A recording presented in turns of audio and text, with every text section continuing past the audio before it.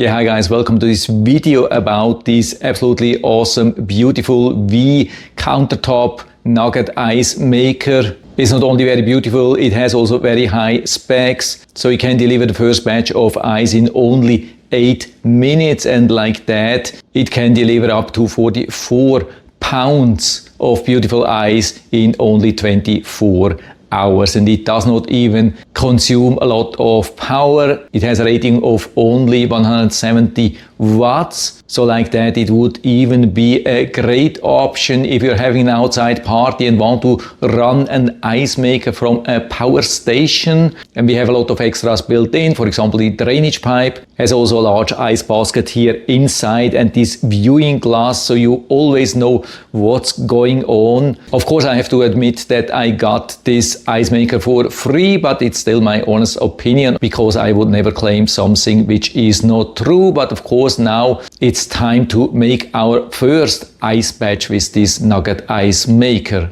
I also wanted to show you some details in the back. Here on top we have the drainage nicely stored here on top. If you have to drain, we can just pull down the hose and empty it in a sink or bucket. But now at the moment I'm storing it back up here. Really nice idea. Then the second open pipe here can be left like that. There's no usage for that at the moment. But here on the left side we have the permanent water inlet, and for that we can use the included thin pipe here. That's a standard pipe which a lot of people, for example, are using for the reverse osmosis system. So we can connect it, for example, there and feed it then right into the opening here. But of course that's not mandatory, and so time to connect it to power. Of course I'm also measuring here the current and maximum power. And now it's time to get some fresh water, for example, from this reverse osmosis filter here.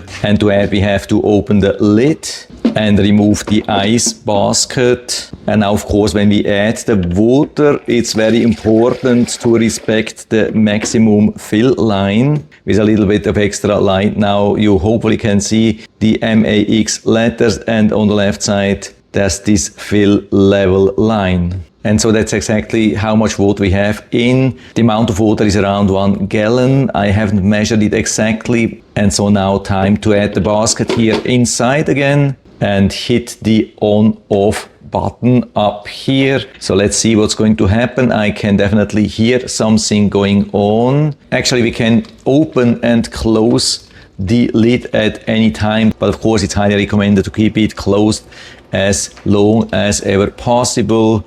Now we can also hear the compressor, and now we can see the water running here. You don't have to be worried. It's just a machine pumping the water through the whole system and also pouring it over the ice making machine, where there's more and more ice produced. And I hold my finger here, I can already feel that the water is getting colder and colder. And so like that, the cold water is flowing down back to the area where we filled it up. And so that's the same container down there where water from melting ice cubes would go. So it's one large circulation which includes all the parts. It's just one circulation, so you don't have to be worried about different water circles. So we just leave it like that and keep it closed, watching what's going on. I've started the whole process around 5:20, so let's see how long it will take until we see the first ice. And so it's about 4 minutes later. We can see the water flow has already stopped.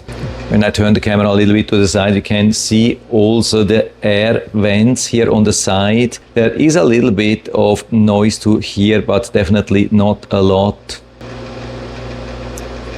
I think it would be still possible to watch a movie during this time, especially when you have it back in the corner of a kitchen. And so we have the air intake on both of the sides and the fan, like the exhaust, with a little bit of warm air here in the back.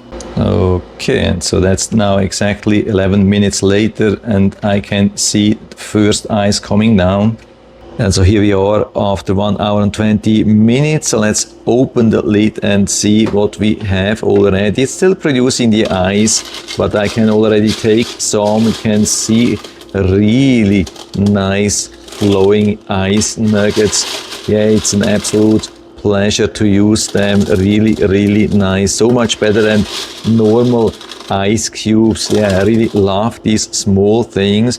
But we have to know here, of course, this part here is not cooled, so over time they start melting, especially when we leave open the lid, and then they start dripping down and producing the ice again. So nothing is lost, but of course there's some energy consumption for that. So my recommendation, of course, when it's finished ice making, then put them into container or bag and put them into the freezer. What I've really noticed here regarding the process, it's really continuously producing the ice. Every couple of seconds there's some ice coming down, so it doesn't produce the ice in large batches where it goes from cooling mode into the heating mode and then melts everything and then coming down and only then starts producing the ice. But here it's an almost continuous flow of ice nuggets.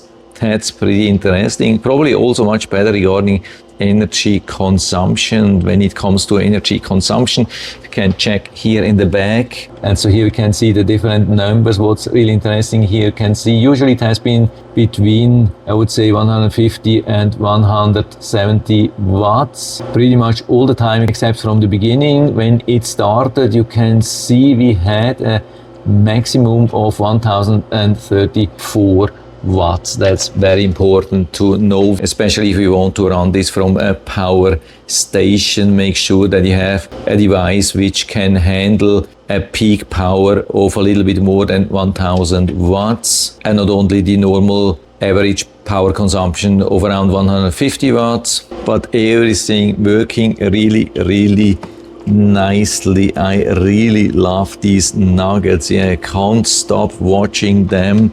And so everything has been working really good. There's no water here in the bag.